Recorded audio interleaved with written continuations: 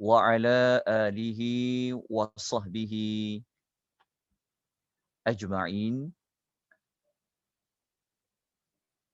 wa ala alihi wa sahbihi ajma'in wa man sara ala hadihim ila yaumiddin amma ba'd. Allahu akbar, Allahu akbar, Allahu akbar, walillahil hamd. Alhamdulillah, kita bersyukur kepada Allah Subhanahu Wa Taala pada malam ini kita masih lagi dipertemukan oleh Allah Subhanahu Wa Taala. Allah memberikan kita hidayatul taufiq. Kita dapat bertemu buat siri yang terakhir, pertemuan kita yang terakhir pada malam ini. Ini adalah pertemuan kita untuk hari untuk bilangan yang ke-31 pada malam ini. Jadi segala puji bagi Allah, tanda rahmat kita pada Allah Subhanahu Wa Taala. Allah memberikan kesempatan kepada kita walaupun dalam keadaan kesibukan, melakukan persiapan dan sebagainya, namun alhamdulillah satu rahmat dari Allah, rezeki Allah beri kepada kita pada malam ni, kita dapat bersama-sama untuk kita menghabiskan lebih kurang dalam 24 surah yang masih berbaki pada juzuk yang ke-30 untuk bahagian yang kedua. Untuk malam ni insya-Allah mudah, kita akan memberikan tumpuan kepada tujuan surah. Lepas tu ada beberapa surah yang saya hanya nyatakan sinopsis ayatnya. Maksudnya kalau ayat-ayat yang pendek tu, kita tidak nyatakan apakah sinopsis ayat. Tetapi yang paling penting kita kena tahu bahawa surah yang pendek tersebut, yang kita sebut dengan surah-surah lazim, apakah tujuan surah tersebut. Kalau kita tahu tujuan, insya-Allah kita akan dapat memahami tentang kandungan ayat yang terkandung dalam surah lazim tersebut. Baik, kita mulakan dengan surah Syam. Okay, surah Syam yang mengandungi 15 ayat. Yang surah Asy-Syam, surah matahari ni, tujuan surah Asy-Syam adalah Allah Ta'ala nak mengajak kepada kita semua untuk kita membersihkan jiwa dengan cara bagaimana? Dengan kita ikut petunjuk wahyu. Petunjuk wahyu tu siapa yang turunkan? Iaitu yang menciptakan matahari yang terang benderang itulah yang turunkan wahyu itu. Tuhan yang menciptakan bulan yang keluar cahaya itulah menurunkan wahyu itu. Yang menciptakan siang, malam, langit dan bumi. Itulah tujuan surah Asy-Syam. Maknanya kata kunci surah Asy-Syam ni kepada pembersihan jiwa. Tapi nak bersih jiwa ni dari apa? Maka nak bersihkan jiwa ini, maka pembersihnya nak bersihkan jiwa adalah Al-Quran. Iaitu wahyu yang Allah turunkan. Dia bukan sekadar pada Al-Quran saja, tetapi mana-mana wahyu yang telah Allah turunkan. Sebab wahyu tu kan, dia nama pun wahyu. Al-Quran ni kan dia juga disebut dengan nama ruh. Termasuk wahyu-wahyu yang lain. Itulah tujuan surah Asy-Syam. Kita lihat kepada sinopsis ringkas surah Asy-Syam, kita bahagikan kepada dua saja pembahagian untuk 15 ayat surah Asy-Syam. Kalau tuan-tuan tengok ya, surah Asy-Syam, semua Allah Ta'ala cerita tentang waktu. Matahari kait dengan waktu, bulan kait dengan waktu, siang waktu, malam waktu, langit waktu, bumi pun waktu. Sebenarnya.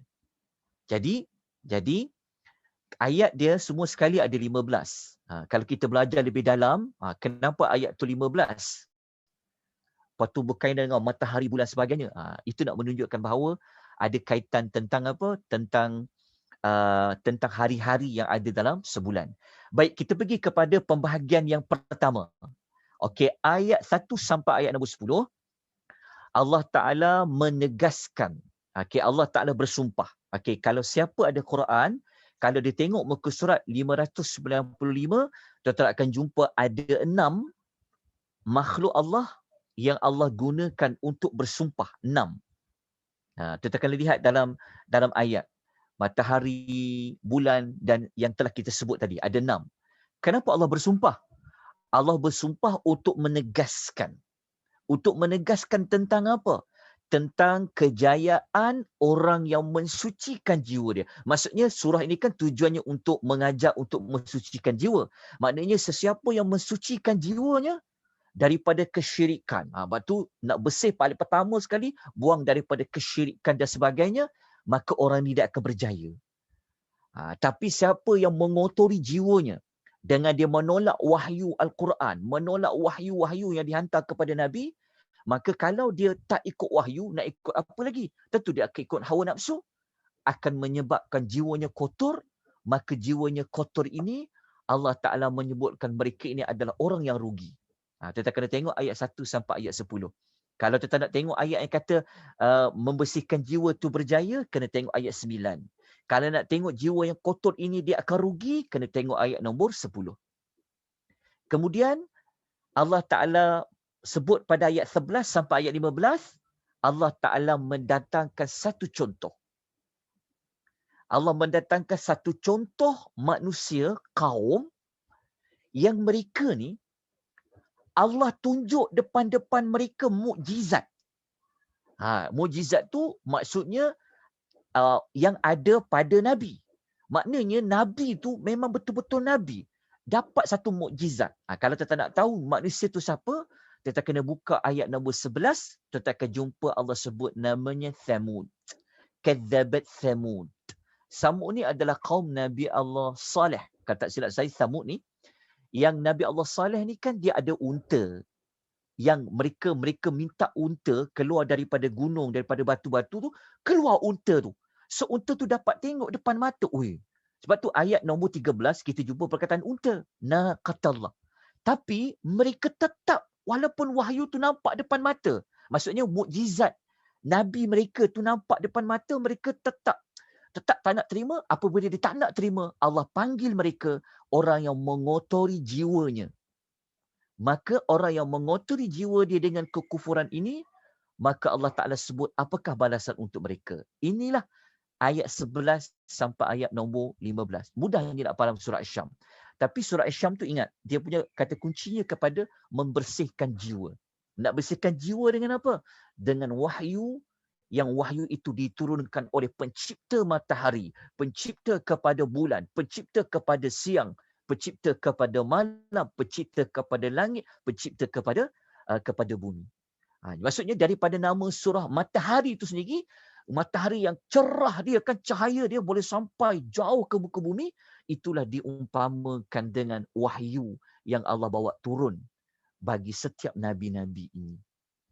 Maka kita ada wahyu Al-Quran. Semoga-moga ya, kita dah sampai juzuk 30 ni, hati kita semakin terang, jiwa kita semakin terang, pemikiran kita semakin terang. Kita dah nampak jalan nak ke syurga macam mana, jalan-jalan tu sudah semakin terang kerana wahyu Al-Quran. Okay, kita terus dengan surah Al-Lail. Okay, suratul Lail, ini surah malam. Apa malam? Malam kita tahu kan dia gelap kan? Dia gelap. Okay, sebenarnya suratul Lail yang mengandungi lebih kurang dalam, kalau kita tengok surah Al-Lail lebih kurang dia ada 21 ayat. Surah Al-Lail ni dia adalah surah yang tujuan dia sebelah ayat itu, 21 ayat tersebut adalah Allah Ta'ala nak sebut Allah Ta'ala ni dia maha tahu.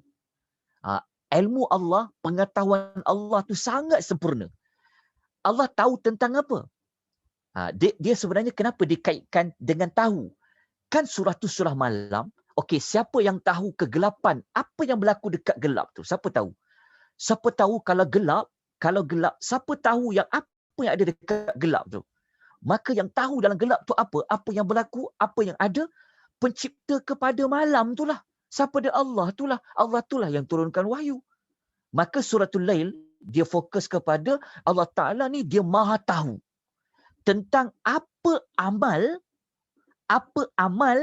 yang dilakukan oleh hamba-hambanya. Seperti mana dia tahu malam tu gelap, dia tahu apa amal hamba tu buat. Amal tu, hamba tu sorok-sorok ke, dia buat terang-terang ke, Allah Ta'ala tahu. Apabila Allah Ta'ala tahu, maka amal-amal itu Allah tak akan beri balasan nanti di hari akhirat. Itulah sebenarnya tujuan suratul Al-Lail. Apa saja bentuk amal hamba. Dia buat baik ke, dia buat buruk ke, Allah Ta'ala tahu. Apabila Allah Ta'ala tahu, maka nanti apabila diberi balasan, Allah Ta'ala maha mengetahui. Ini menunjukkan bahawa Allah mampu menjadikan hari kiamat. Allah tahu sebab dia tahu apa amal hamba tu lakukan. Okey, kalau tuan-tuan nak tahu tentang maklumat itu dengan lebih lanjut, pengukuhan kepada tujuan, kita pergi kepada pembahagian ayat dia. Okey, 2 saja kita akan bahagikan. Ayat 1 sampai ayat nombor 13. Sebab tu siapa yang ada Quran terjemahan, dia boleh buka. Tengok pada Quran terjemahan, ayat 1 sampai 13, Allah Ta'ala nak tegaskan bahawa dia maha tahu tentang kepelbagaian amal manusia. Baik ke ataupun buruk. Sebab itu dalam suratul Lail, Allah bersumpah dengan malam, Allah bersumpah dengan siang. Malam gelap dikaitkan dengan kejahatan. Siang terang dikaitkan dengan kebaikan. Jadi ayat 1 sampai ayat 3 sebenarnya, ayat 13, Allah nak menyebutkan tentang dia tahu apa manusia itu buat. Baik ke ataupun buruk ke, dia tahu. Kerana dia menciptakan yang gelap, iaitu malam. Dia menciptakan yang terang, iaitu siang. Allah Ta'ala mengetahui. Jadi untuk kukuhkan maklumat ayat 1 sampai 13 ni, tuan-tuan kena bacalah ayat nombor, tuan-tuan kena baca ayat nombor 4, tuan-tuan akan jumpa yang Allah Ta'ala sebut tentang amal. Inna sa'yakum lasyatta. Kita baca ayat 4 kan, lepas Allah bersumpah, Allah kata pada ayat 4 tu apa? Kalau kita baca ayat 4, Allah Ta'ala kata, sesungguhnya kamu semua ni telah buat macam-macam perkara. Macam-macam tu, samalah seperti adanya gelap, adanya siang, adanya amal baik, adanya amal buruk. Lepas tu Allah bersumpah dengan lelaki dan perempuan tahu. وَمَا خَلَقَ الذَّكَرَ وَالْأُنْثَى. Itu kalau kita belajar lagi, ada perempuan, ada lelaki. Jadi Allah bagi tahu, kamu semua ni pun macam-macam lah buat amal. Allah Ta'ala tahu. Ada orang buat amal baik, ada orang buat amal buruk, ada orang buat amal sikit, ada orang buat amal banyak. Itulah sebenarnya tujuan suratul Al-Laili. Itu pembahagian pertama.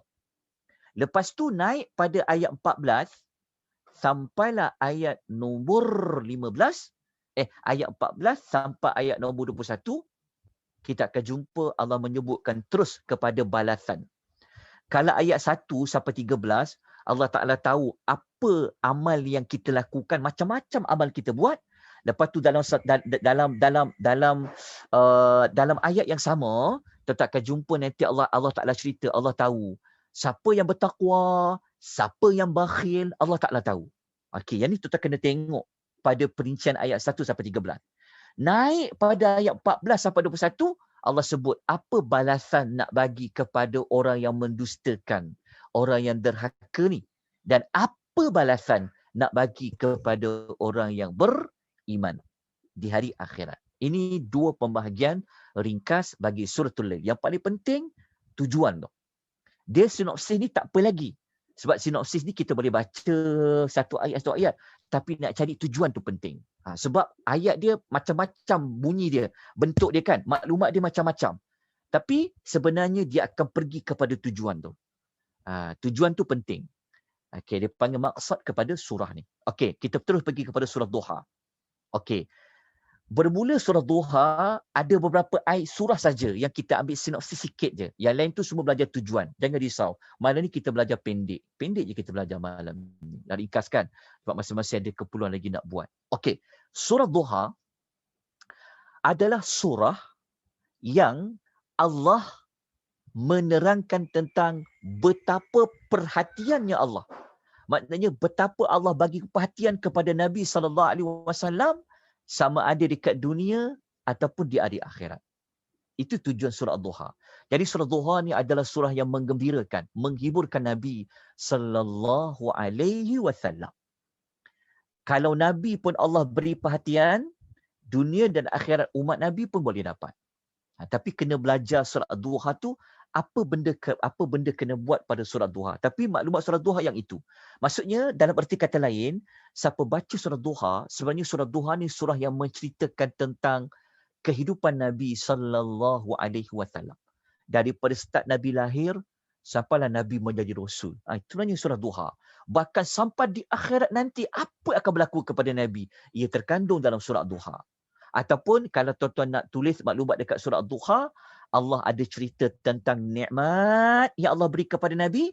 Lepas tu Allah juga menyebut tentang macam mana cara nak bersyukur kepada Allah dalam surah Ad-Duha. Itu maklumat dalam surah Ad-Duha. Okey. Kita teruskan kepada surah Asy-Syarh ataupun surah Alam Nashrah. Okey, surah Alam Nashrah kan tajuknya Asy-Syarh kan? Siapa yang belajar tentang nama surah Asy-Syarh tu kan berkaitan dengan belah dada, dilapangkan. Jadi pada perkataan lapang tu sebenarnya menunjuk kepada apa yang lapang tu. Okey, kalau kita baca tafsiran ayat, kita akan jumpa ayat pertama sekali Allah sebut tentang Allah melapangkan dada. Ini dekat pembukaan. Kan, alam nashrah laka sadrak. Kenapa dengan dada Nabi ni? Kerana dada Nabi inilah. Kan kalau kita rasa beban kan, kalau kita rasa payah, kalau kita rasa susah, dekat mana kita akan rasa? Kita akan rasa di jiwa kita, betul tak? Di hati kita kan? Ni dekat dada ni. Kalau kita rasa ringan, di dada. Kalau kita rasa berat, di dada kita. Jadi dekat dada Nabi ni apa yang berat, apa yang sesak. Nabi ini, dia kan menjadi Rasul. Maka untuk dia menyampaikan dakwah ni bukan senang. Kita dah belajar dah sebelum ni dalam surah Al-Qalam, kita belajar macam-macam. Sampai orang tuduh Nabi ni gila lah, Nabi tak lisir. Tapi rasa berat sangat dakwah tu nak bawa. Tetapi surah Asy-Syarh adalah surah yang menerangkan tentang Allah Ta'ala telah angkat yang berat yang Nabi rasa itu dalam dia berdakwah. Jadi surah Al-Nashrah ni sebenarnya surah yang kembar kepada surah Ad-Duha. Sebab apa? Sebab dia turun sekali. Lepas turun surah Ad-Duha, turunlah surah Al-Nashrah. Sebab tu ada setengah ulama kata Al-Nashrah ni surah dia adalah surah sama dekat surah Duha tu. Ada ulama kata tak, dia surah yang lain. Tapi temanya sama, topiknya sama tentang Rasul sallallahu alaihi wasallam. Jadi kalau nak lebih lanjut, nak faham betul-betul surah yang Allah boleh meringankan dakwah, Allah boleh menghilangkan bebanan, kena belajar pada tafsiran dan tadabbur surah Alam Nashrah. Okey, maknanya surah Al-Nashrah ni juga adanya nikmat yang Allah beri kepada Nabi sallallahu alaihi wasallam. Maknanya siapa baca Ad-Duha, siapa baca Alam Nashrah, sebenarnya dia menceritakan tentang keadaan Nabi sallallahu alaihi wasallam. Kalau kita nak mantap lagi faham surah Ad-Duha ni tentang lapang, tentang bab ringan, tentang bab bebanan, kita tengok. Okey, surah Alam Nashrah ni adalah dia adalah satu-satunya surah yang Allah Ta'ala ulang perkataan Al-Usru sebanyak 2 kali. Surah lain ada juga sebut tentang Al-Usru ni. Tapi dia tidak sama macam surah Al-Nashrah, Allah ulang sebanyak 2 kali. Kita akan jumpa kan. Allah menyebut tentang kalimah Al-Usru kan. Fa inna ma'al usri yusra, inna ma'al usri yusra. Maknanya daripada pengulang perkataan susah tu sendiri pun sudah menunjukkan kepada apa? Ada kaitkan dengan bebanan. Tetapi kita buka juga surah Al-Nashrah, kita jumpa perkataan yusran itu diulang juga sebanyak 2 kali. Jadi apabila ada perkataan beban, susah, ada perkataan senang ni, apa yang kaitan susah dengan senang ni? Kita baca ayat pertama, kita akan jumpa, dada Nabi ni Allah Ta'ala lapangkan. Lapangkan tentang apa? Ambil kata kunci. Ada kaitan dengan susah, ada kaitan dengan senang. Itu yang jadi tujuan surah itu. Surah itu Allah Ta'ala telah melapangkan dada Nabi sehingga Nabi rasa dakwah yang mula-mula berat, yang susah, Allah Ta'ala lapangkan dada Nabi. Nabi menjadi semakin kuat, semakin tabah, semakin sabar. Allah Ta'ala masukkan iman dan sebagainya. Itulah surah Alam Nashrah. Okey, kita pergi kepada surah At-Tin. Surah At-Tin adalah surah yang mengajak kepada kita supaya ikut petunjuk Nabi. Ikut petunjuk Allah Subhanahu wa Ta'ala, iaitu wahyulah. Wahyu Al-Quran ataupun wahyu-wahyu yang dulu. Kalau Nabi-Nabi yang dulu, mereka dapat wahyu. Wahyu itulah umat dia kena ikut. Macam kita, umat Nabi Muhammad SAW, kita ada petunjuk Allah, hidayah Allah daripada Al-Quran. Jadi surah At-Tin, sebenarnya bukanlah hanya fokus kepada buatin tu saja. Tapi kalau kita kumpul keseluruhan ayat dia sebenarnya, dia nak pergi kepada apa? Ikutlah petunjuk Allah. Kenapa kena ikut petunjuk Allah tu? Kerana Allah itu adalah alaisallahu bi ahkamil hakimin. Kerana yang datangkan petunjuk itu merupakan sebaik-baik hakim. Bi ahkamil hakimin. Hakim jangan hanya merujuk kepada Allah Ta'ala tu adil pada perundangan, pada hukum hakam. Hakim juga dia merujuk kepada Allah tu yang bersifat maha hikmah. Maksudnya ada banyak kebaikan. Kita selalu sebut hikmah kan. Jadi hikmah yang banyak, kebaikan yang banyak ada pada petunjuk Allah. Jadi surah At-Tin ni dia mengajak kita mengikut petunjuk Allah sebaik-baik hakim. Kalau tak ikut, kalau tak nak ikut, itu yang ayat tu ada sebut. Summa radadnahu asfala safilin. Kamu akan dikembalikan pada tempat yang seburuk-buruknya, serendah-rendah tempat. Inilah maklumat yang ada terkandung dalam surah At-Tin. Kalau surah Asy-Syam tadi, dia sama macam surah At-Tin juga. Cuma bezanya dekat Asy-Syam, kerana sebab dia matahari cerah, maka dia merujuk kepada macam mana nak cerahkan jiwa, bersihkan jiwa. Tapi dekat At-Tin, dia sebenarnya dia nak merujuk kepada fitrah. Nak menunjukkan kepada fitrah manusia pada ayat fi ahsani taqwim tu. Maksudnya siapa yang ikut petunjuk Allah, dia ikut wahyu Al-Quran, dia sebenarnya dia ikut fitrah dia. Nak tahu bab fitrah tu, itu kena baca pada ayat nombor 4 tu. Laqad khalaqnal insana fi ahsani taqwim tadi. Okey, jelas dekat situ, itu surah At-Tin. Jadi tuan-tuan boleh baca 8 ayat. Paling penting tahu tujuan. Sebab kita baca Quran, sebenarnya nak tahu apa objektif dia, apa tujuan dia. Kalau sinopsis ayat tu, ayat pendek-pendek ni kita boleh baca terjemahan kan. Tapi kalau kita baca 8 ayat kesimpulan dia apa? So kita nak buat kesimpulan apa ni sebenarnya? Okey, jadi kita pergi kepada tujuan dia. Okey, kemudian kita pergi kepada surah Al-Alaq. Okey, surah Al-Alaq ni sebab ayat dia agak panjang sikit, lebih kurang ada 19 ayat, kita buat sedikit sinopsis dia. Pendek je sinopsis dia. Okey, surah Al-Alaq. Okey, Al-Alaq ni dia kaitan dengan seketul darah yang beku kan. Okey, itu kita belajar dekat nama surah. Tapi surah Al-Alaq ni sebenarnya adalah surah yang mengajak kepada menyembah Allah. Okey, mengajak kepada menyembah Allah. Yang Allah itu siapa? Ini penting. Dia sebenarnya semua surah mengajak kepada menyembah Allah. Cuma lebih spesifik lagi dalam surah Al-Alaq, yang Allah tu adalah yang akram. Kita jumpakan dalam surah Al-Alaq kan ada sebut tentang Allah tu warabbukal akram. Jadi kita kena sembah Allah kerana Allah itu adalah yang maha mulia. Al-Akram. Apa contoh dia maha mulia? Dia telah mengurniakan nikmat penciptaan. Sebab kan kita baca surah Al-Alaq kan Allah Ta'ala sebut yang menciptakan. Cipta siapa? Khalaqal insan. Yang telah menciptakan manusia. Tuan-tuan, diciptakan manusia ni satu nikmat tau. Mula-mula tak ada, tiba-tiba ada. Maka nikmat penciptaan manusia itu adalah satu nikmat. Okey, maka Allah menciptakan manusia itulah menunjukkan dia itu adalah Al-Akram, yang maha mulia. Kemudian bukan cipta manusia saja. Allah Ta'ala juga telah mengajar kepada manusia ilmu. Allah mengajar kepada manusia ilmu tu salah satu dari sudut apa? Bil qalam. Patut Allah mengajar kepada kita apa? Malam ya'lam.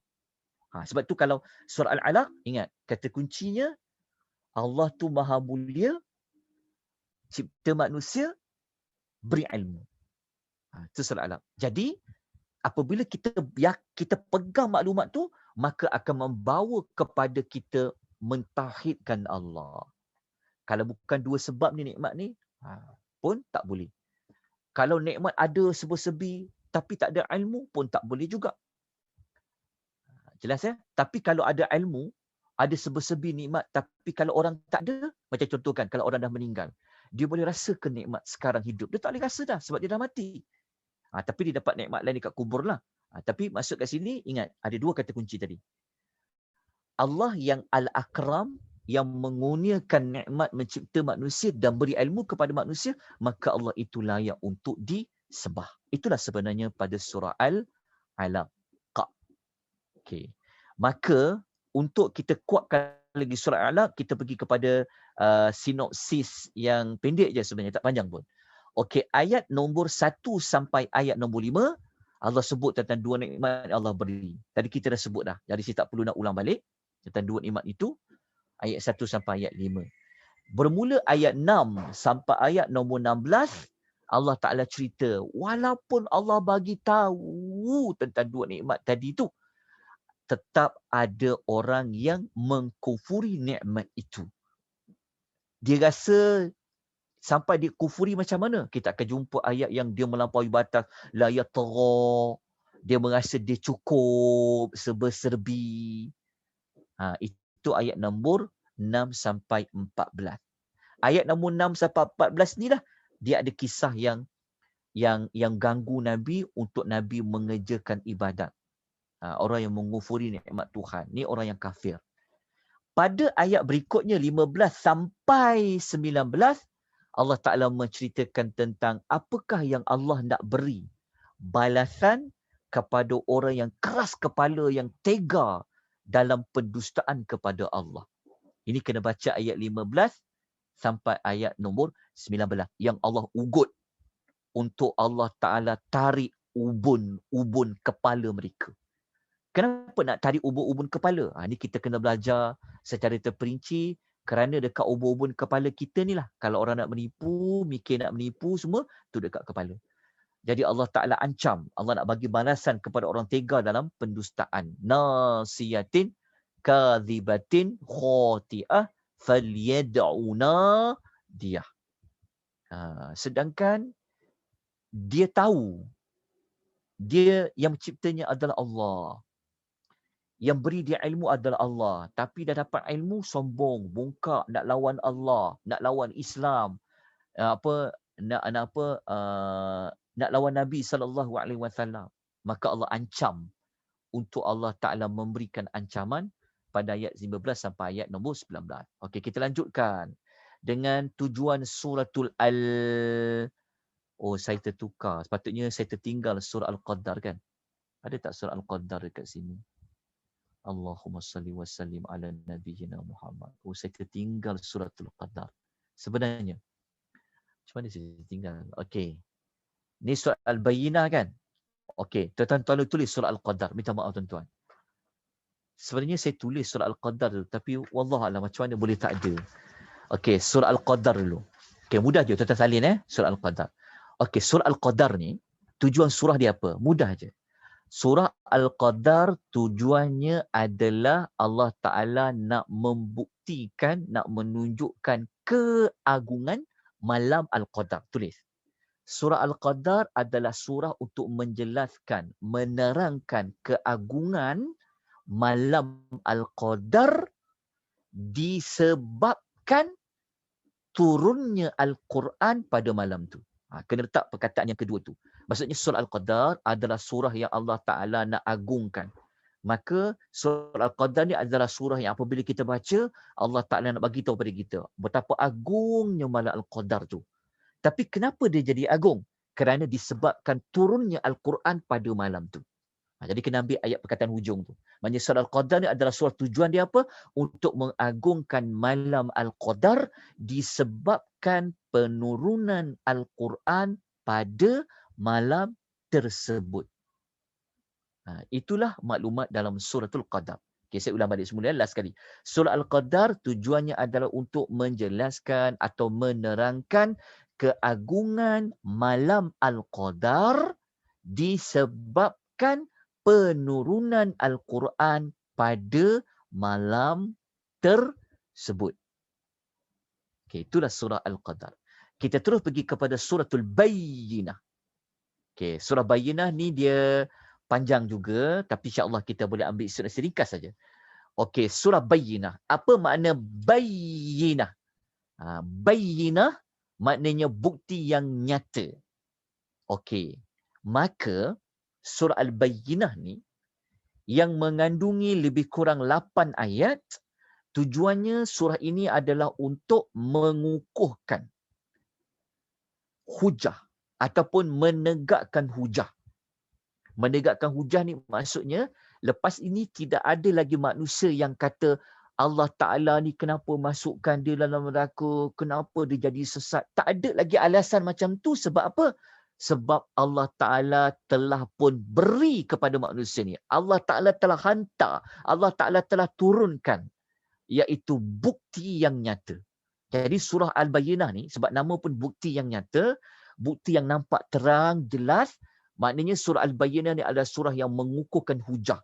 Ataupun untuk menegakkan hujah, bahawa bukti yang nyata, iaitu Al-Bayyinah itu, siapa dia? Rasul SAW dan Al-Quran itu telah disampaikan, telah diberikan kepada manusia. Itulah Al-Bayyinah.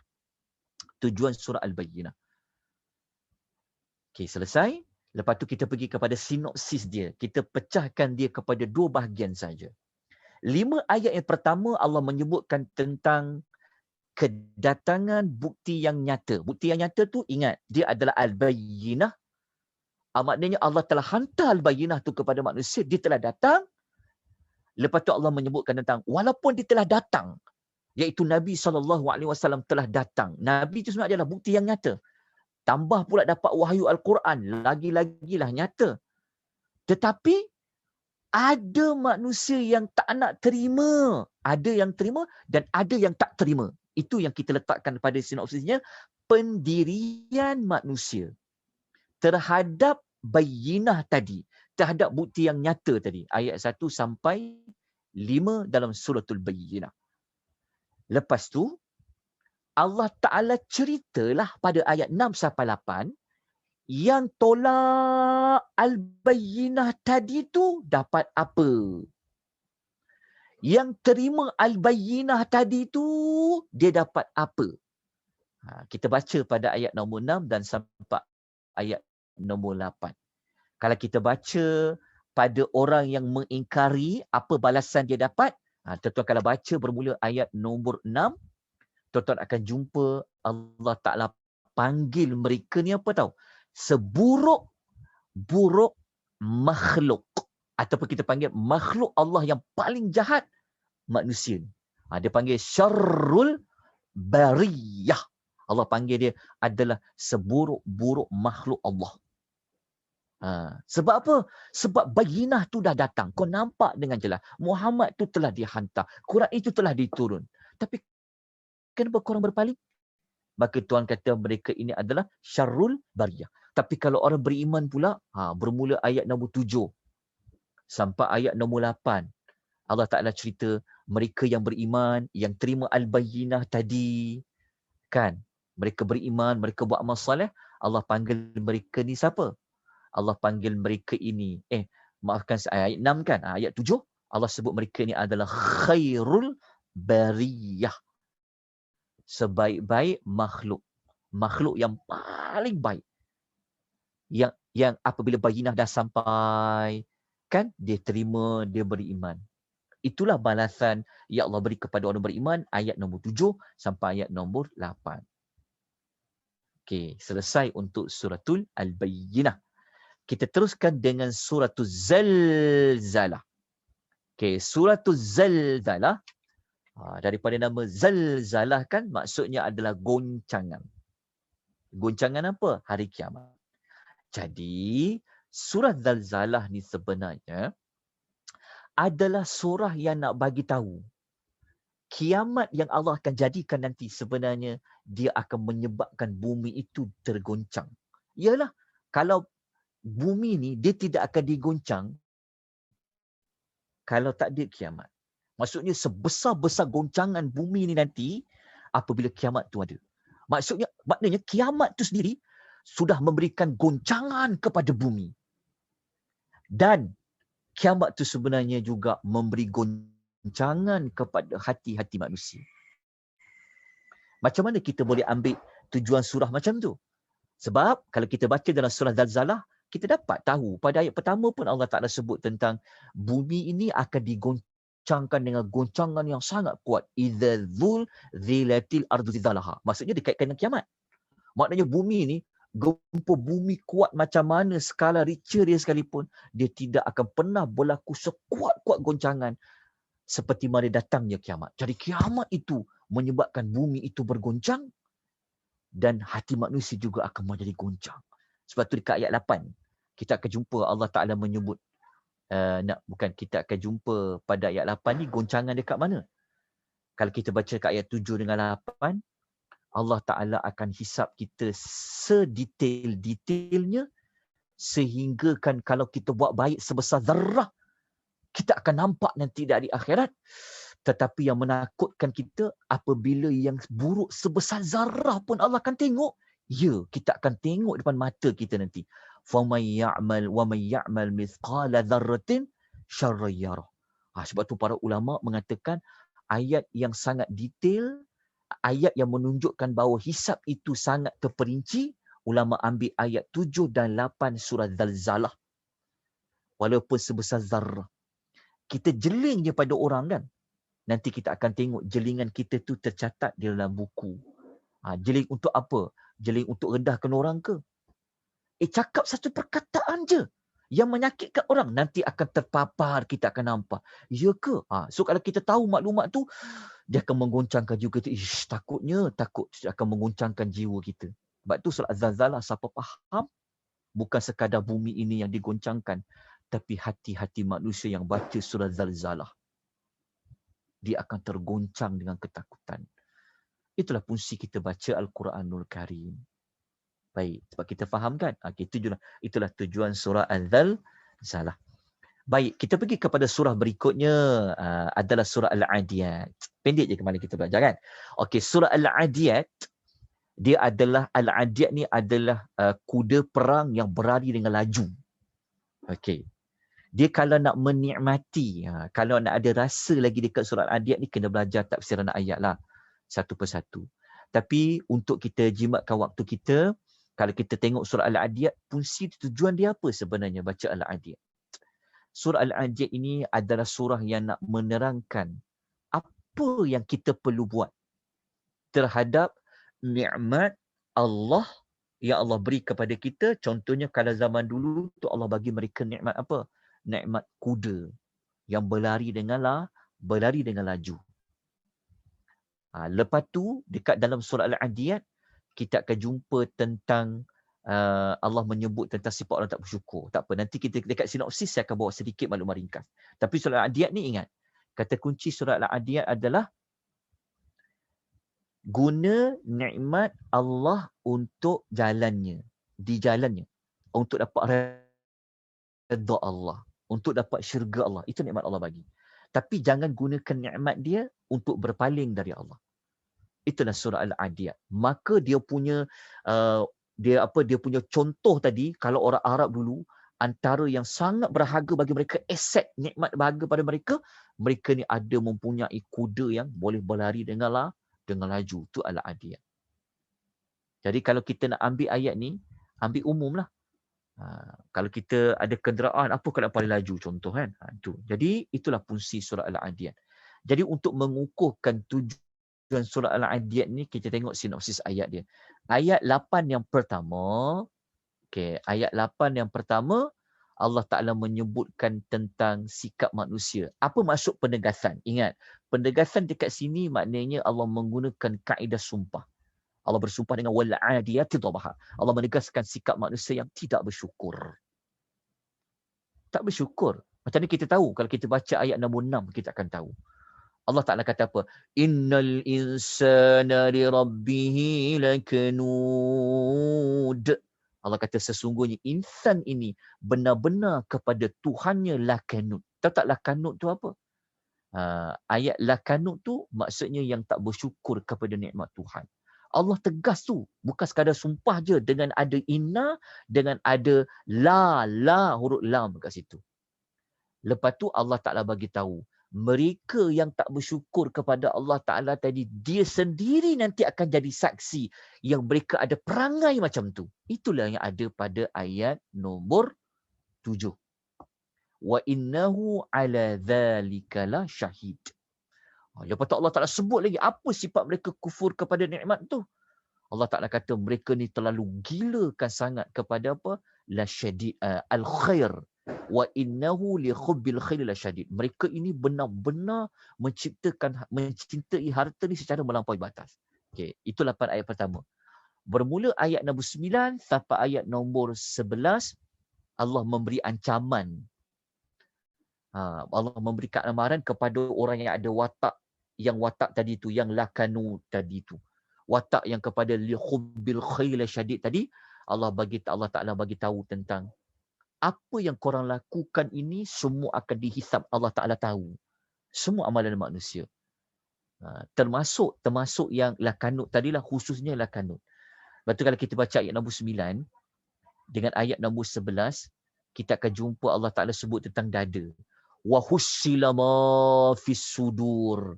Nanti akan dibongkarkan apa-apa yang ada di dada. Maknanya macam mana tahu apa yang ada dekat dada kita? Allah tu kan lebih maha mengetahui. Sebab tu dia ada ayat. Dalam ayat tu Allah kata, yauma idzil la khabir.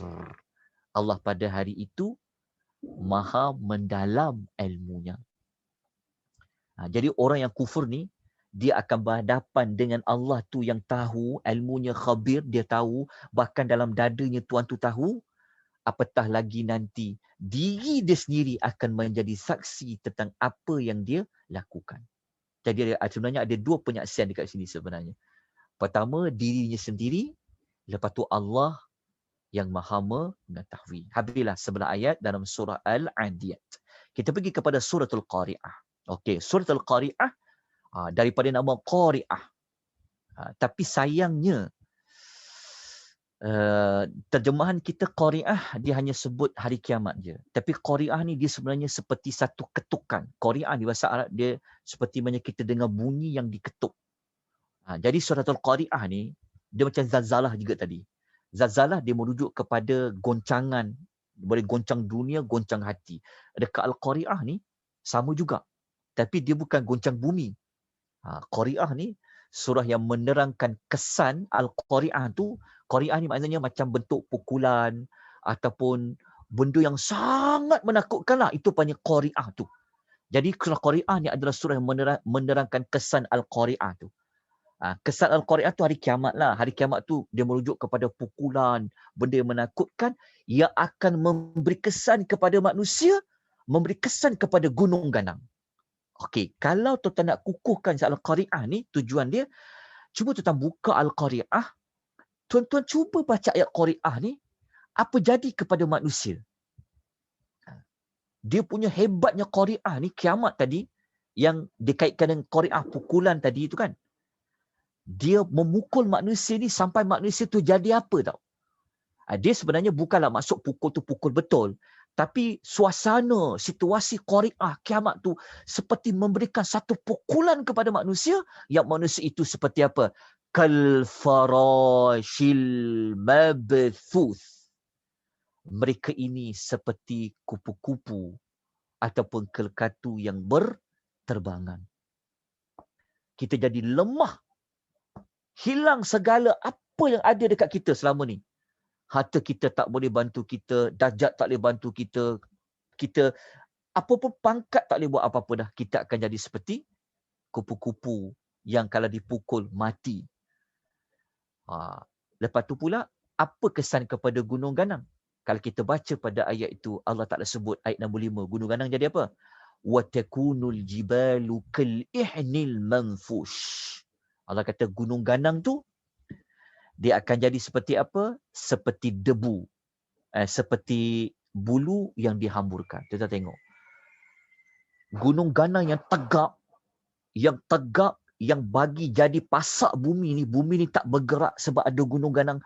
Tetapi disebabkan Al-Qari'ah, dia menjadi seperti apa? Ihnil manfush. Bulu yang berterbangan. Macam mana dengan kita? Kita takkan matilah. Sebab kita memang akan hidup nanti di akhirat. Tapi perasaan kita, jiwa kita, macam mana apabila datangnya Al-Qari'ah. Itulah sebenarnya tujuan suratul Al-Qari'ah. Okey, dah jelas? Kalau kita tak takut lagi, kan, kita hayati je dalam gunung ganang tu. Kesan Al-Qari'ah tu, gunung ganang boleh menjadi seperti bulu yang berterbangan. Okey, kita pergi kepada surah yang berikutnya. Okey, cuma ada ayat dia sebenarnya. Oh, saya ada masukkan. Okey. 5 ayat pertama dekat Qari'ah, Allah menyebut keagungan dia lah. Macam dia tahu keagungan, Allah guna pengulangan. Ingat balik, Allah gunakan pengulangan. Lepas tu Allah gunakan kaedah bertanya. Al-Qari'ah, Mal-Qari'ah, wa ma adraka mal-Qari'ah. Sampailah ayat yang ke-5. Dia punya keagungan tu. Lepas tu pada ayat nombor 6 sampai ayat nombor 11, apa kejadian yang berlaku? Selepas, maksudnya Qari'ah tu datang saja, manusia menjadi seperti kupu-kupu yang berterbangan. Masa tu gunung ganang dah hancur seperti bulu berterbangan. Apa yang berlaku selepas itu? Kena baca ayat 6 sampai ayat nombor 11. Apa yang berlaku?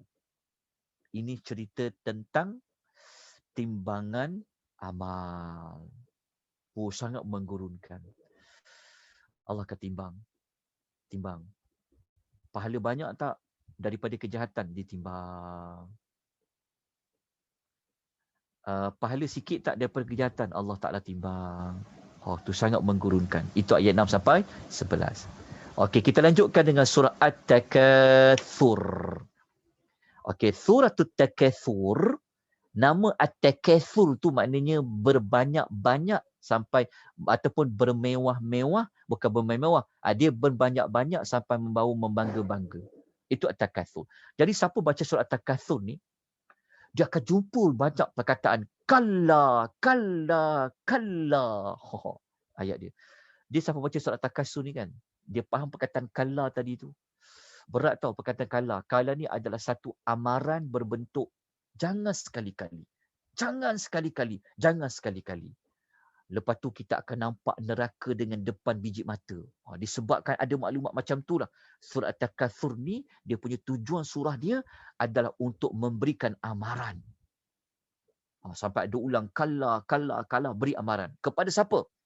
Kepada yang At-Takatsur tu. At-Takatsur tu siapa? Yang memperbanyakkan nikmat dunia. Yang nikmat dunia tu sebenarnya sekejap je akan habis.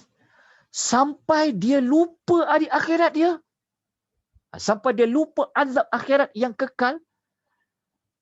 Dia pergi fokus. Dia buang masa dia, bagi hidup dia untuk dia dunianya. Sedangkan dunia tu akan tinggalkan dia. Dia terlupa nak memikirkan tentang nur di akhirat nanti yang kekal. Lepas tu ada azab yang kekal. Dia lupa. Jadi surah At-Takatsur ni adalah surah yang memberikan amaran. Bagi siapa-siapa yang membanyakkan harta dia apa saja, sehingga menyebabkan lupa kepada hari akhirat, sampai mati tak ingat akhirat, surah ni bagi amaran. Sebab tu kalau siapa baca dia faham, dia boleh berubah. Dia boleh jadi sedar. Ya Allah, selama ni aku terlupa hala tuju hidup aku ni, tujuan hidup aku untuk pergi akhirat. Siapa boleh terlupa? Tapi sebab itu faedah dia kena faham Al-Quran. Taklah dibaca khatam. Bayangkan kalau dibaca khatam, summa latus'alun yawma idzin 'anil na'im, tapi tak berubah juga. Lepas Ramadan, dah tinggal dah. Sembahyang jemaah dah tinggal, masjid dah tak pergi, dah habis semua dah. Jadi sayanglah. Sebab itu penting memahami tujuan surah. Baik, kita pergi kepada suratul Asri. Ini kita semua sedia maklum. Okey. Cuma surah Al-Asri ni tujuan dia, Allah Ta'ala nak ajak kita semua gunakan sebaik umur yang masih lagi berbaki.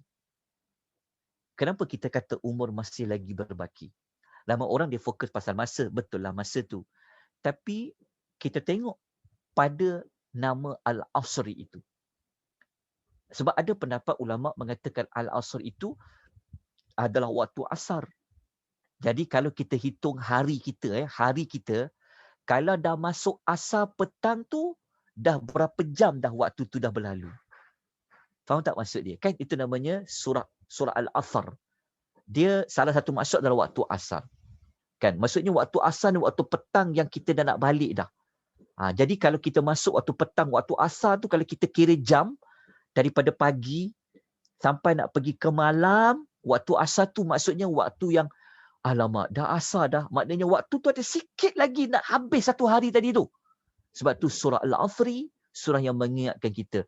Gunakan umur yang masih lagi berbaki seperti mana waktu asar yang masih lagi ada. Kau dah sampai waktu asar sekarang ni. Kau ada baki lagi beberapa jam saja lagi. Maka manfaatkanlah untuk beriman dan manfaatkan untuk melakukan amal soleh. Kalau tak gunakan umur yang masih lagi berbaki tu, nanti Allah Ta'ala kata apa? Innal insana lafi khusrin.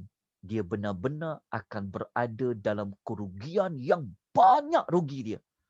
Bukan sikit, dia banyak. Sebab tu kena belajar. Khusrin itu adalah kata nama am. Dia panggil nakirah. Okay, selesai surah Al-Asri. Baca dekat surah Al-Asri ni, baca. Teringat kita. Kan ya Allah, umur aku dah naik berapa tahun dah ni. Tapi masih tak nampak nak pergi akhirat kan. Baca surah Al-Asri, ingatkan kita berubah, kita hidup kita cepat-cepat kita bertaubat, tak nak buang masa dah, tak nak dah berapu-rapu ni dah tak nak dah kan. Kalau dulu kita ya Allah, happy go lucky kita. Bila baca surah Al-Asri dia teringat waktu asar. Allah, pendeknya waktu ni kan. Maka gunakan sebaik yang mungkin. Okey, terkesan surah Al-Asri kepada kita. Itulah fungsi Quran. Tapi kita kena belajar, kita kena faham. Apa mesej di sebalik suratul Asri. Moga-moga dengan tujuan ni dapat bantu kita sedikit sebanyak. Jadi tulislah dekat surah Al-Asri tu. Nak tulis apa kata kunci dia. Manfaatkan umur yang masih berbaki. Noktah. Selesai. Jadi senang nak faham suratul Asri. Baru dapat penghayatan. Baru kita faham apa kata-kata Allah Subhanahu wa Ta'ala. Okay, kita pergi kepada suratul Humazah. Okay, surah Humazah ni, daripada nama Humazah kan. Surah Humazah adalah surah yang kalau kita baca suratul Humazah tu, kita akan jumpa Allah Ta'ala sebut tentang api neraka yang sampai naik ke jantung. Kan? Kalau api neraka yang Allah Ta'ala kata naik sampai ke jantung tu, yang allati tattali'u 'alal afidah, naik sampai ke jantung tu. Jadi surah Humazah ni adalah surah yang menjelaskan tentang apa balasan yang Allah janji akan bagi kepada orang yang dia jama' amalan wa addadah. Dia kumpul harta, dia kira. Kumpul, dia kira, menyebabkan dia jadi sombong, menyebabkan dia mendustakan hari akhirat tu. Dia dustakan hari akhirat tu kenapa? Orang yang kumpul duit banyak, kira-kira duit dia, bukanlah maksud dia lupa akhirat tu juga. Tapi dia lupa akhirat tu bukan dia mendustakan, dia percaya akhirat tu ada. Tapi cara hidup dia, masa yang dia ambil tu, untuk dia kumpul wang dia itu, tidak ada masa yang sama dia peruntukkan untuk dia buat persiapan dia di hari akhirat. Sehingga kan kalau kita belajar lagi surah Al-Humazah ni, adalah surah yang sampai dia kira. Dia takut duit dia kurang, dia kira. Ada kurang ni, dia tambah lagi. Sehingga kan dia rasa, aku takkan mati ni. Itu Tuhan kata apa? Yahsabu anna ma lahu akhladah. Sehingga kan dia menyangka dia akan hidup kekal. Sebab dia rasa dia ada harta banyak. Kalau sakit dia berdoktor. Kalau ada apa dia ada segala-galanya. Tetapi dia lupa hari akhirat tu. Sehingga kan Allah Ta'ala memberikan, Allah menentukan janji dia apa. Sampai Allah Ta'ala ulang tu, kalla la yumbadhanna fil khutamah. Perkataan kalla ni berat dalam mana kalla ni. Kalla ni salah satu maksudnya adalah untuk zajar, adalah untuk memberikan amaran. Tuhan kata apa? Kalla. Jangan sama sekali. Sesungguhnya engkau nanti itu akan dihumban di dalam khutamah. Kalau tahu kalau kita dapat rasa humban, kita tak jumpa ayat lain kata humban tu. Humban ni, penting surah Humazah ni sampai Allah kata humban. Contoh macam ni, kalau orang buang sampah kan, betul kita belajar perkataan la yumbadzanna fil khutamah tu, macam buang sampah, orang humban kan buang. Cuba tengok aku sampah kan. Dia tak ada letak baik-baik, tak ada. Orang masuk neraka ni, Allah Ta'ala akan humban dia. fil al-khutamah. Jadi Allah berikan amaran. Tapi ini janji Allah ni, balasan tu. Jadi janganlah sampai kita mengumpul harta sampai kita lupa yang harta kita ada ini akan tinggalkan kita.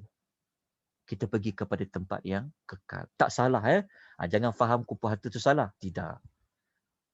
Kalau kumpul harta bawa dekat dengan Allah, lagi Allah Ta'ala suka. Okey, kita pergi kepada surah berikutnya, Suratul Fil. Dan habis dah sikit je. Saya ringankan malam ni. Sebab mungkin ada yang sedang sedih, kan? Masya Allah. Kan? Jadi saya tak agaklah berat-beratkan sangat malam ni. Lepas tu saya tak nak buat sinopsis, nak rehat sikit malam ni hujung ni. Okey, Suratul Fil. Surah Al-Fil, Al-Fil ya. Kita dah pergi Al-Fil. Yalah surah Fil. Surah gajah kan? Okey, surah seekor gajah namanya Al-Fil. Fil gajah. Surah Al-Fil ni, kalau kita faham cerita bergajah yang nak serang Kaabah kan. So, apa tujuan surah Al-Fil? Kisah burung yang berbondong-bondong, ababil tu berbondong-bondong kan, bawa api kan. Jadi surah ni sebenarnya dia mengajak kita supaya beriman. Beriman pada Allah. Tunduk pada Allah. Patuh pada Allah. Macam mana nak bawa kepada beriman tu? Cuba imbau semula, kenang kembali kekuasaan Allah yang Allah telah menghancurkan orang yang kafir nak serang Kaabah tu. Siapa dia? Ashabul Fil, pasukan bergajah. Jadi daripada surah tu, pada asal-asalnya, waktu pembulaan surah Al-Fil tu, sebenarnya nak suruh orang musyrikin tu, korang sedarlah. Tuhan tu yang jaga korang, Tuhan Kaabah tu yang jaga korang. Yang berkuasa tu Tuhan. Tapi kenapa korang tak nak beriman juga kepada Allah? Tapi kita yang baca surah Al-Fil, kita tak berada pada suasana cerita surah Al-Fil, tapi kita dapat rasa dia dengan kita faham. Jadi akhirnya akan membawa kita kepada apa? Mengakui kekuasaan Allah. Allah Ta'ala boleh datangkan baliklah burung-burung yang sama Allah Ta'ala datang kepada kita. Boleh, Allah boleh buat. Jadi apabila manusia sedar, dia insaf akan membawa nanti kepada beriman kepada Allah Azza wa Jalla. Itulah surah Al-Fil. Lepas surah Al-Fil, masuk surah Quraisy. Surah Quraisy adalah surah yang mengajak beriman juga kepada Allah. Tapi melihat sudut lain. Kalau tadi bawa beriman kepada Allah dengan melihat kekuasaan Allah menghapuskan Ashabul Fil, tapi dekat surah Quraisy, Allah menyebut tentang berimanlah kepada Allah dengan ingat balik nikmat yang Allah beri kepada mereka. Nikmat apa? Allazi at'amahum min ju' wa amanahum min khauf. Sebab orang Arab ni, kalau kita belajar geografi dia, orang Arab ni geografi mereka, kalau ikutkan orang Arab kan gunung ganang, musuh boleh serang bila-bila je. Kalau dululah kan. Tak tahu apa berlaku. Tapi Allah Ta'ala jaga bumi Mekah tu. Mereka ini, bayangkan tak ada pokok-pokok kan. Tapi kenapa mereka boleh hidup? Sebab mereka berdagang. Tu yang berdagang pada Fisita Iwal Saif tadi. Jadi surah Al-Quraisy ni sebenarnya bukan semata-mata nak cerita tentang kelebihan orang Quraisy berniaga tu. Tapi nak menunjukkan kepada apa? Macam mana korang boleh dapat makan. Korang boleh hidup. Kan? Boleh keluar selamat berdagang. Waktu musim sejuk, keluar berdagang, bawa barang balik, masuk ke Mekah, patah balik, keluar pula pada musim panas, bawa balik barang ke musim panas tadi kan ke Mekah. Jadi surah tu mengingatkan siapa yang bagi korang makan dan siapa yang selamatkan korang daripada ketakutan. Sebab dari sudut geografi Mekah tu memang sangat bahaya kalau musuh boleh serang. Tapi mereka selamat. Mereka aman. Pergi balik berdagang. Jadi surah ni mengajar kepada mensyukuri nikmat. Tapi kalau kita belajar, kalau kita pula ambil surah ni letak dekat kita, kita kena ambil lah nikmat lain. Kita kena ambil nikmat sama juga. Maka kalau kita kan, negara kita aman tak? Sekarang ni Palestin, orang belasah Palestin. Dalam Ramadan sekarang Israel membedil Palestin tu, membedil orang-orang Islam yang ada di Palestin kan. Kan?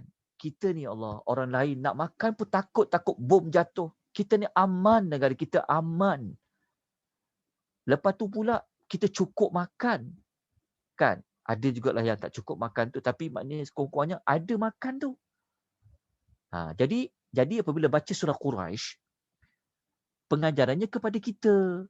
Ingat, yang bagi kita makan ini Allah. Yang bagi kita keamanan hidup ke negara kita Allah. Kita ni Malaysia ada 2 nikmat ni. Kita cukup makan, kita dapat keamanan. Jadi hargailah negara kita. Syukur pada Allah Azza wa Jalla. Allah Ta'ala berikan kita kepada 2 perkara tersebut. Baik, kita pergi kepada surah Al-Ma'un. Okey, suratul Ma'un. Okey, surah Ma'un ni surah yang Allah menjelaskan tentang kesan orang yang dia tak percaya kepada kiamat. Sebab tu kita jumpa surah Al-Ma'un tu ayat pertama sekali dekat pembukaan, Allah Ta'ala menyebut tentang allazi yukadzibu biddin. Orang yang mendustakan hari kiamat. Jadi surah Al-Ma'un ni dia cerita tentang orang yang dustakan hari kiamat. Okey. Tapi kenapa pada dustakan hari kiamat tu? Disebabkan dia tak percaya hari kiamat tu menyebabkan jatuhnya nilai kemasyarakatan dan nilai ibadah. Apa makna dia? Kalau kita baca dekat suratul Ma'un, mereka tolak anak yatim ni. Allazi yadu'ul yatim. Mereka mengkhitik anak yatim. Mereka tolak anak yatim ni. Abaikan anak yatim ni.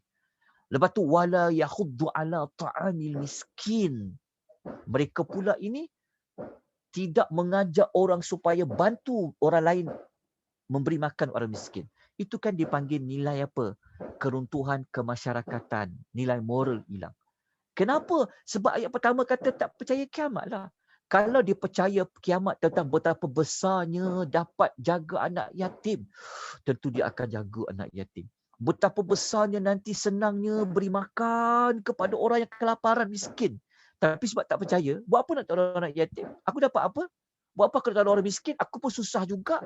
Cari harta siang malam pagi petang. Buat apa nak tolong orang susah? Itu dia panggil orang yang iman dia itu lemah tentang hari kiamat.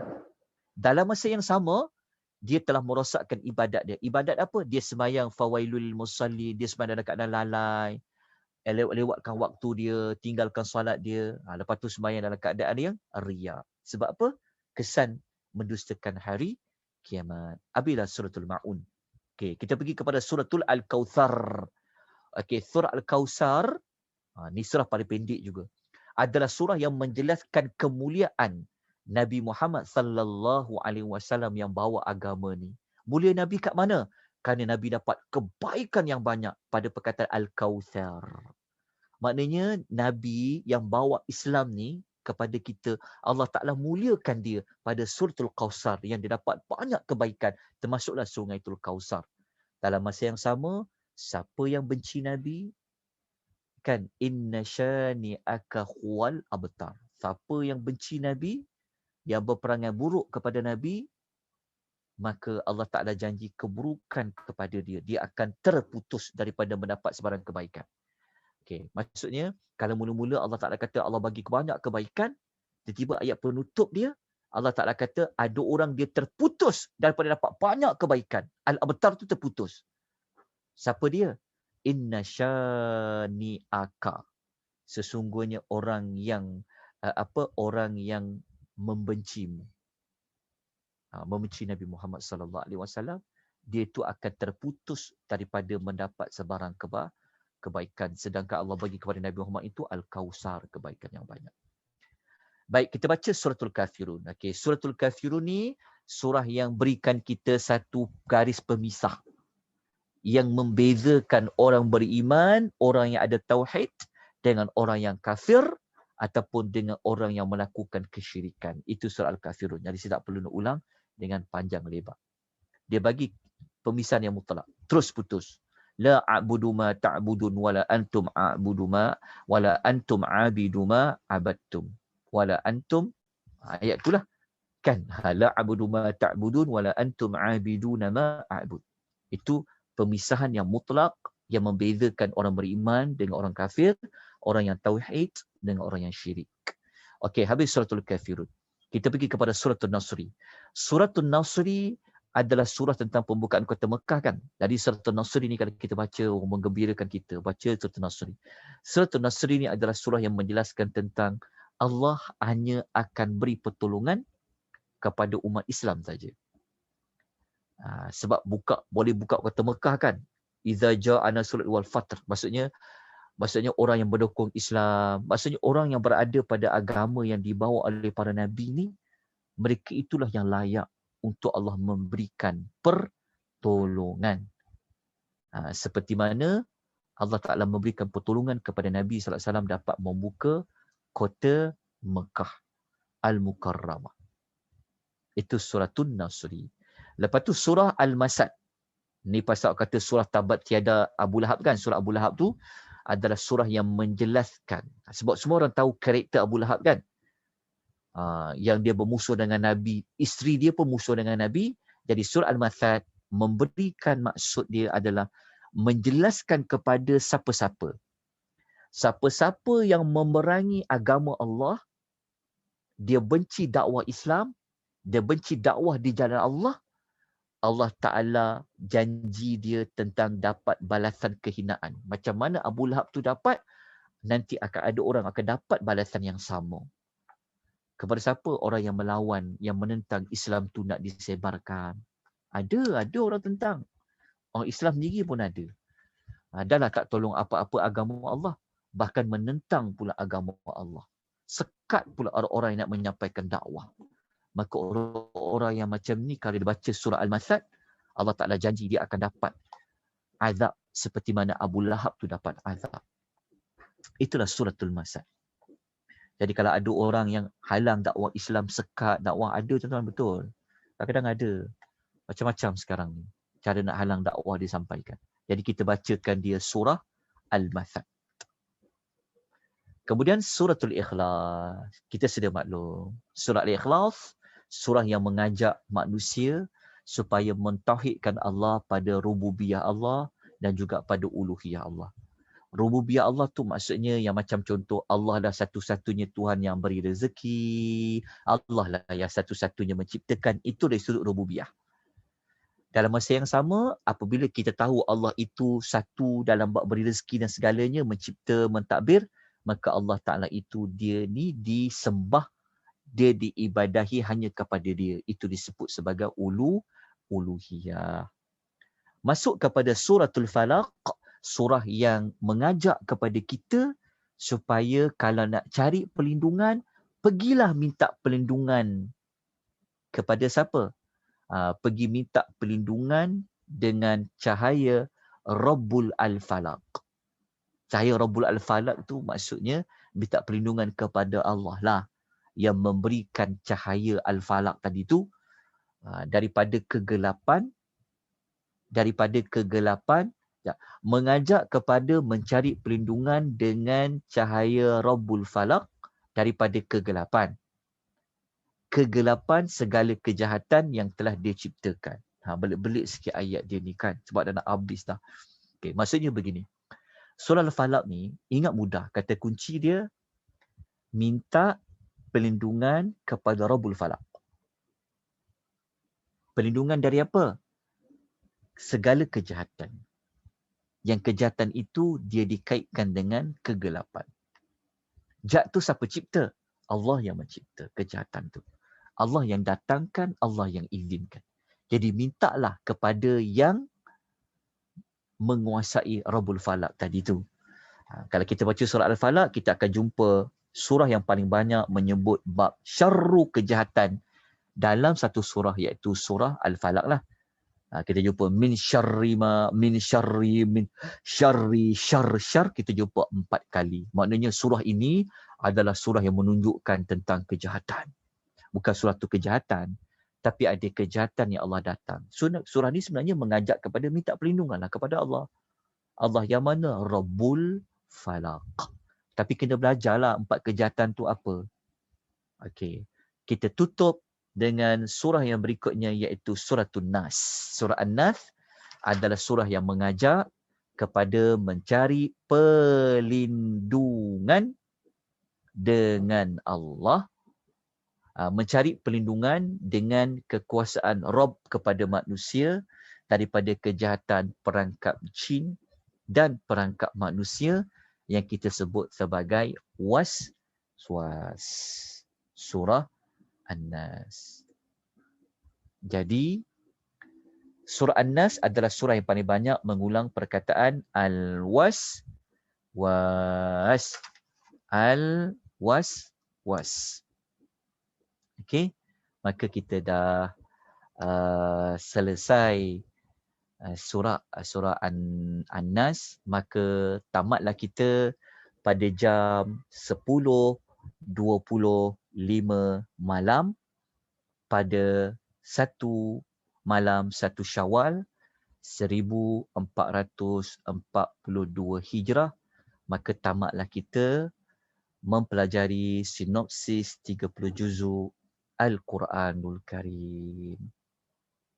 Semuanya adalah dari kurniaan Allah, daripada rahmat Allah, daripada hidayah Allah, daripada taufik dari Allah.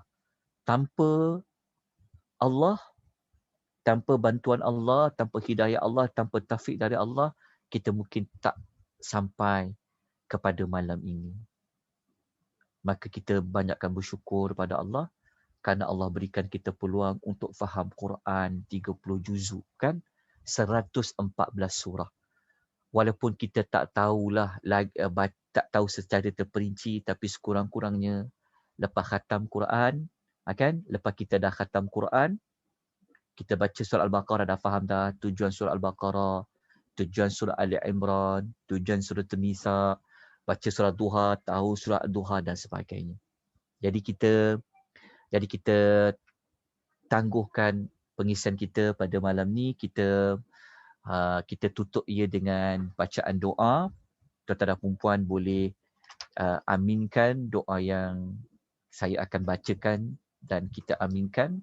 Semoga kita semua dapat rahmat Allah kerana kita digalakkan.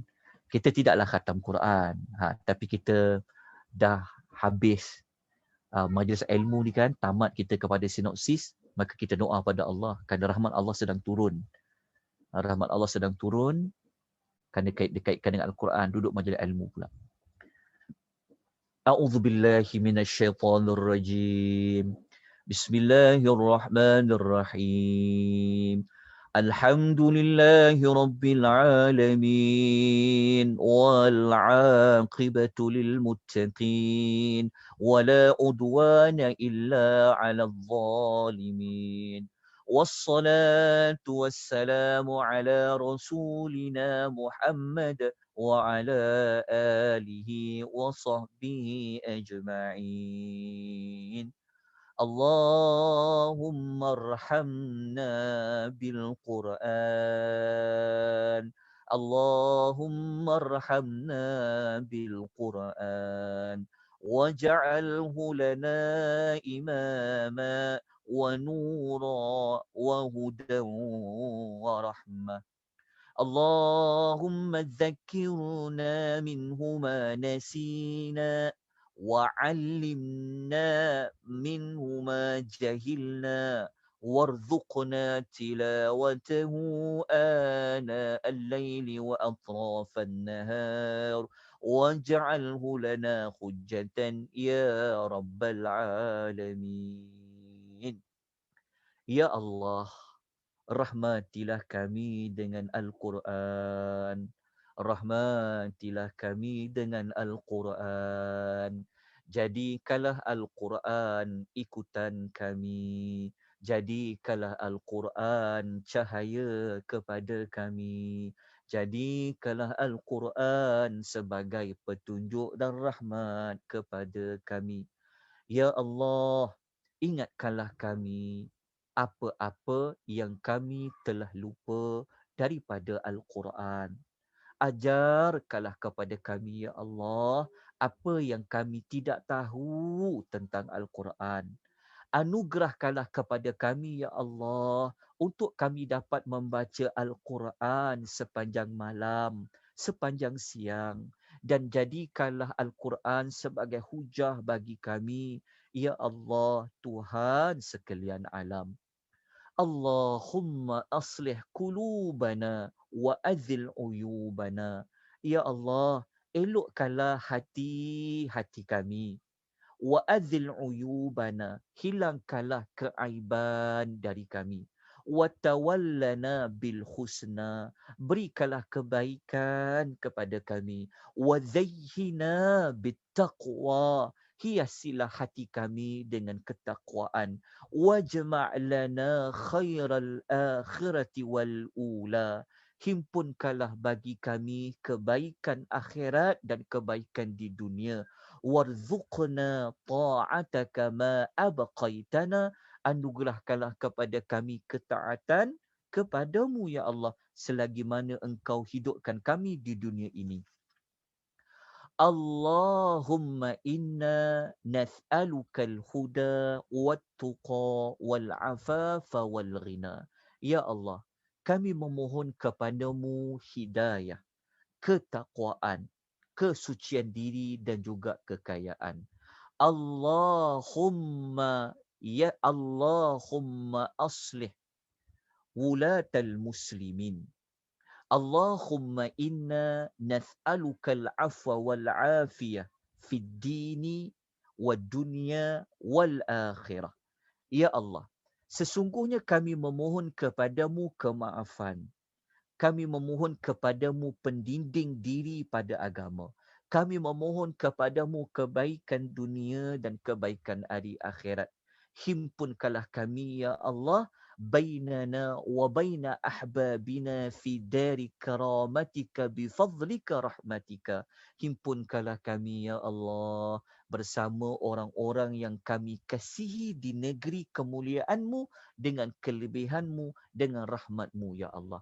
Allahumma aslih wulatal muslimin wa waffiqhum lil adli fi ri'ayahum wal ihsani ilaihim wasyafaqati alaihim warrifqi bihim wal i'tina'i bimasahilihim.